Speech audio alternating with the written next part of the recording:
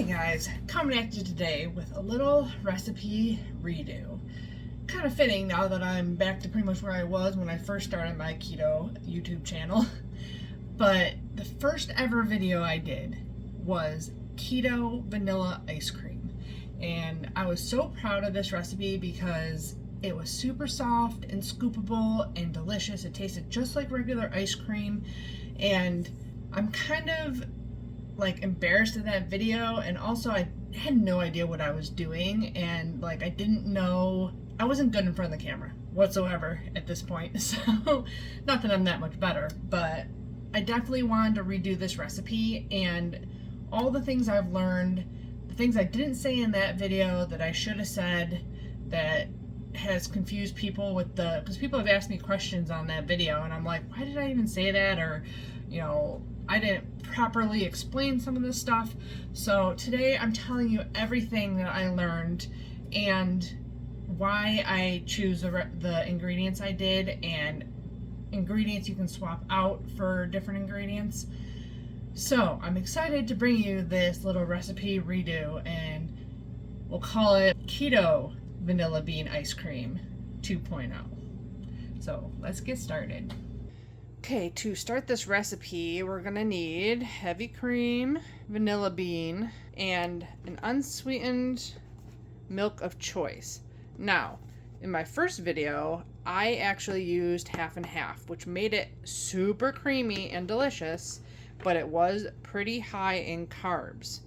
Now, I learned after that video that I could swap out the half and half for an unsweetened milk of choice, and it was still super creamy and delicious, because most recipes called for heavy cream and whole milk has a lot of carbs in it, and I found that coconut milk is very thick, so it definitely is a good substitute. Also, I love cashew milk, which is super creamy and thick, so you can also use that. You can also use flax or oat or whatever you want, really, but certain ones are a little bit creamier than others. So that was the first thing I found out that made this even lower carb, which I think it's, my old recipe was 5 net carbs for a half cup. I believe this one is only like 2 for 2/3 of a cup, I think. It definitely is a good swap out, and it definitely does not hinder the creaminess whatsoever.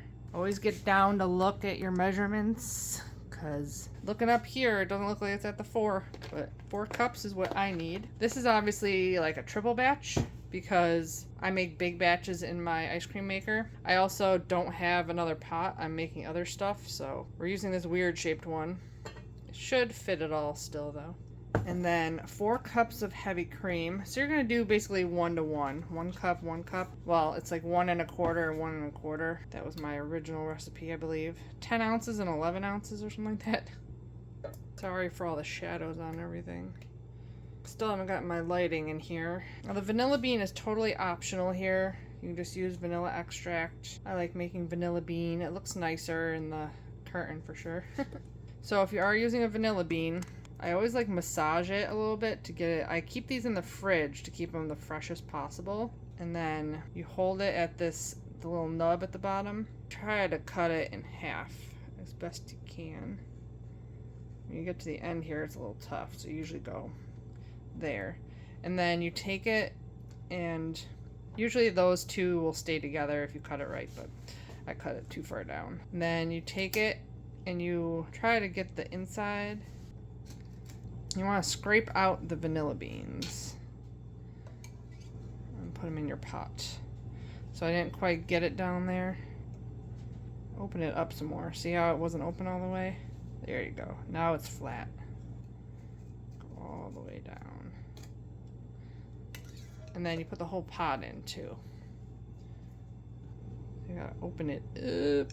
That's why I squish it, so it kind of gets moldable here.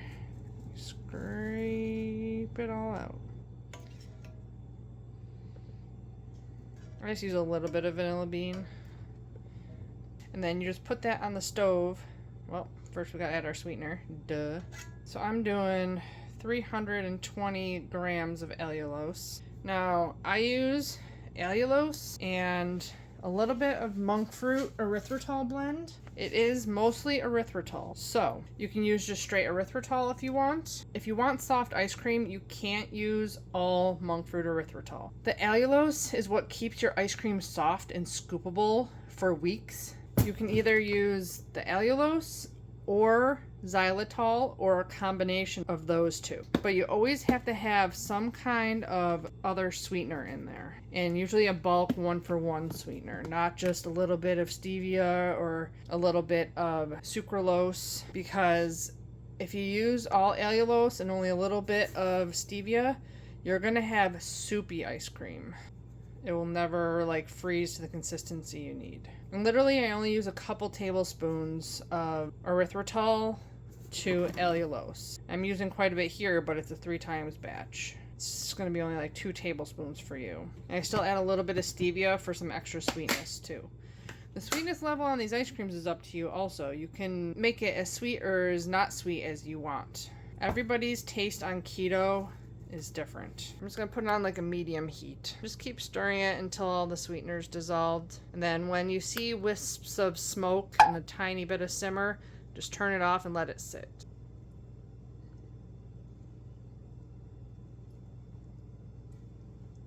While our milk and cream mixture's going, I'm going to warm up. I didn't pull out any eggs. I'm going to warm up some eggs in some warm water. This will just help the tempering process. If your eggs are ice cold and they hit with hot cream, they're more likely to scramble more. So I just like to have them at room temperature. All of our sweetener is almost dissolved, and I'm seeing wisps of steam coming off of it. So I'm gonna be cutting this off soon and letting it steep for 5 minutes. And while it's going, we'll get the rest of our ingredients. So besides the eggs, we need a little bit of gelatin. We need 1.5 tablespoons of cold water. It needs to be cold in order to bloom the gelatin. And I used to bloom it in some of the milk and cream, but I found it works better to do it like this. 1.5 tablespoons of cold water and 1.5 teaspoons of gelatin. You're gonna need 1/3 of that, so only 1/2 teaspoon. Now I know Serious Keto found that Terra Gum, I think, is what he uses in his Ninja Creamy ice cream, I think it is. Where he did some experiments with ice cream, and that turned out really good. So I'm guessing other gums and stuff, like if I'm using Perfect Keto's MCT oil powder, that has guar gum in it, I believe, and I don't put gelatin in that ice cream.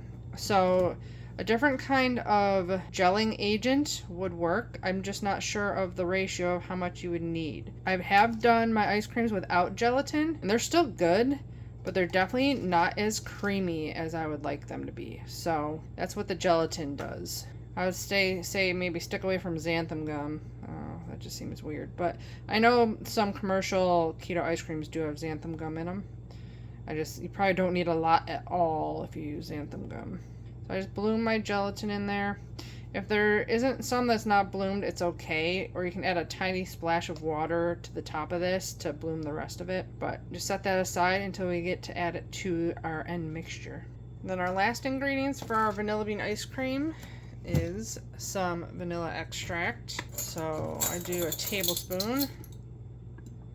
Whoop. And then I do 1 tablespoon of this stevia. So you would only need 1 teaspoon, or even less if you want, depending on how sweet you like it. But I really like this French vanilla stevia. I have more somewhere, I just don't know where it is. So we're going to have to get more of that. Whew, that was difficult. All the way on the top shelf and the back, my extra ingredient shelf. I'm doing a bunch of ice cream here, so this is gonna make like 7 pints of ice cream, 14 cups-ish. There's my mixture. Obviously you're not gonna need that much. Now also, while I'm doing this, I always get set up for the rest of this, because whenever I have eggs in a recipe, I always strain it. I need mine in a big bucket, so I have it like that. And I got my warm eggs here. I'm going to need to crack those into a big bowl with a whisk. That ready to go. We'll be back when we're ready to temper some eggs. Okay, I'm going to crack these eggs into the bowl here. Should be decently warm now.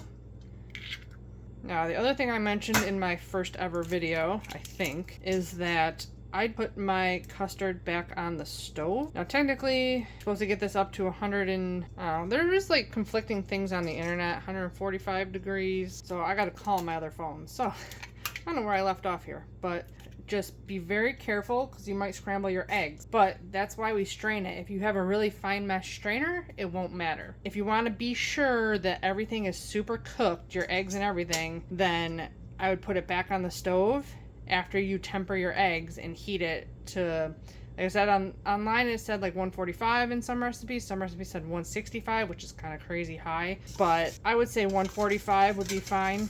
But you want to stir continuously with a whisk or spatula so that you don't scramble your eggs. Someone also asked why there are eggs in my ice cream recipe. This is basically a custard. If you don't want to put eggs in it, you don't have to, but eggs make it richer, thicker, and obviously higher in protein and fat. So I just give them a little whiskey whisk to get them broken up, and then we'll temper our cream. Okay, ready to temper some eggs. I got my mixture here and a ladle. This is the easiest way I found, just because pouring it out of a pot is kind of a pain to get the stream right. So I usually dump a little bit out so it's not like dripping on the way over. And then I whisk and dribble a tiny bit in at a time.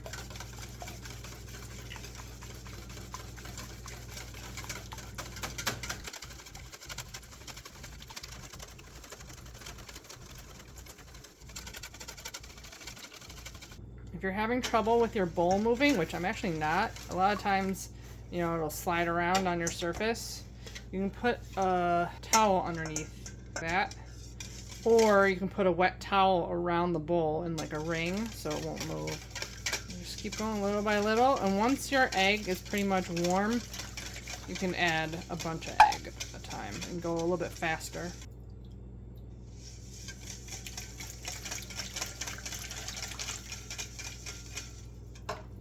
One of my subscribers said they add like 8 eggs to their ice cream. So you can add as many eggs or as little eggs as you want to. The more eggs, the more protein, the more fat, healthy fats. Basically, eat a protein shake instead of ice cream. And she said she wants to eat it for breakfast. Eat it for breakfast if you put a bunch of eggs in it, right? Now that we're pretty much tempered, I'm just going to pour the rest in here. Use this to scrape everything into there.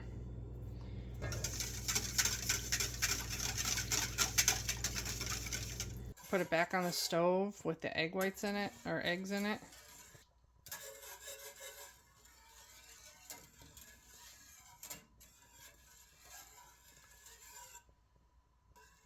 Have it on real low because I don't want it on a scrambled egg.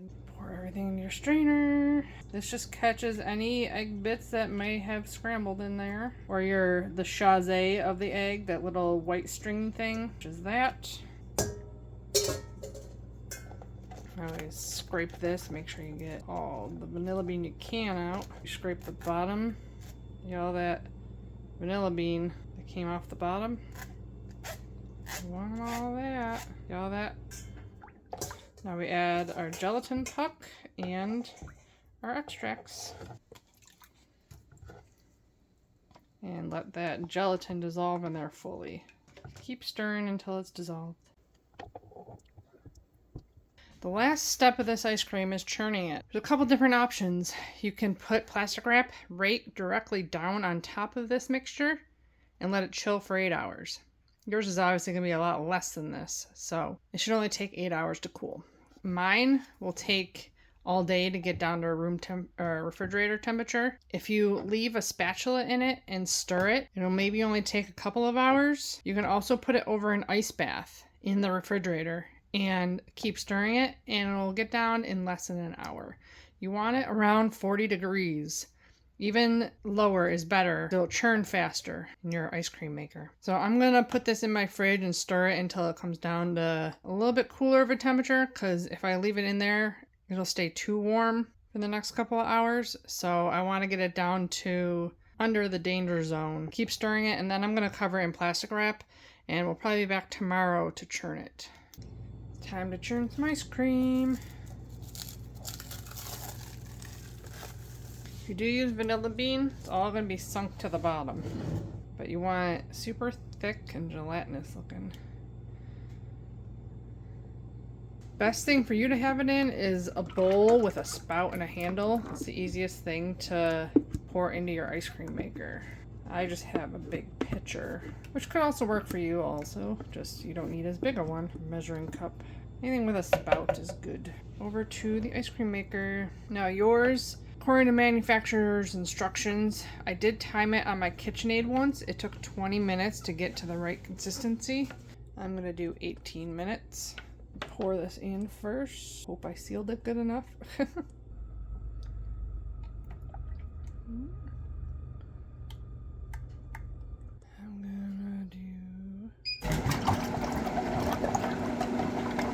I got these tubs.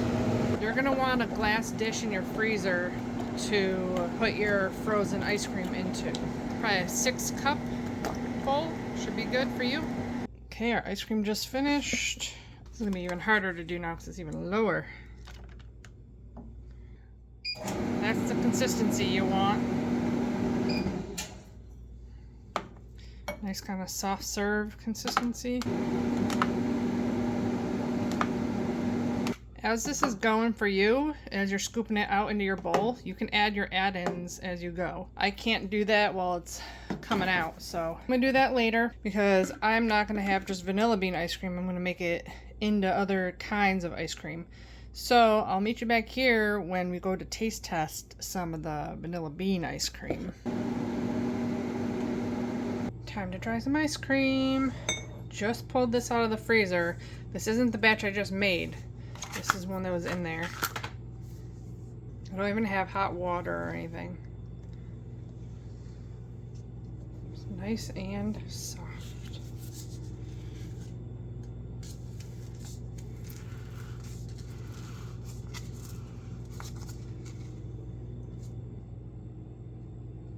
Get nicer scoops if I had water.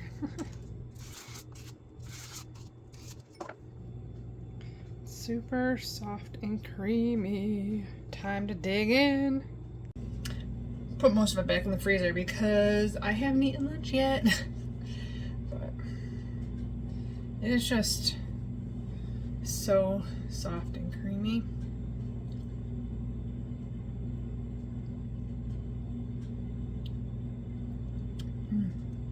Super vanilla flavor.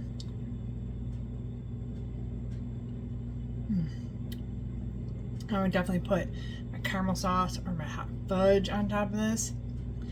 It's so delicious. It tastes just like regular vanilla bean ice cream. Like, it doesn't taste like keto ice cream at all. It is so good. So happy to have my keto ice cream back. I've been out of it for a long time since I was not feeling up to making ice cream while I was pregnant, and then when he came, I definitely wasn't either. So now I got my keto ice cream back, and I am so happy. The add-ins on this are endless. I have so many recipes on my channel. I think I'm up to over 160 videos. I think probably 130 of them are recipes. But like, I mean, cookies, brownies, fudge, caramel, like so many different things you can put in this, and all the different variations. I have a whole ice cream playlist. I think I have like 15 flavors now. This was my original OG YouTube video that I put up back on April 16th, 2020. So new and improved with less carbs and just as delicious. So I hope you guys enjoyed this recipe and you make it for yourself. Let me know what you add to it to spruce it up, or if you just love your vanilla bean ice cream, let me know in the comments below. Don't forget to check out my Amazon links and the blog link to the full recipe in the description box below. Thank you for subscribing. Give the video a thumbs up if you enjoyed it. And as always, I'll be back with more keto dessert recipes. Bye guys.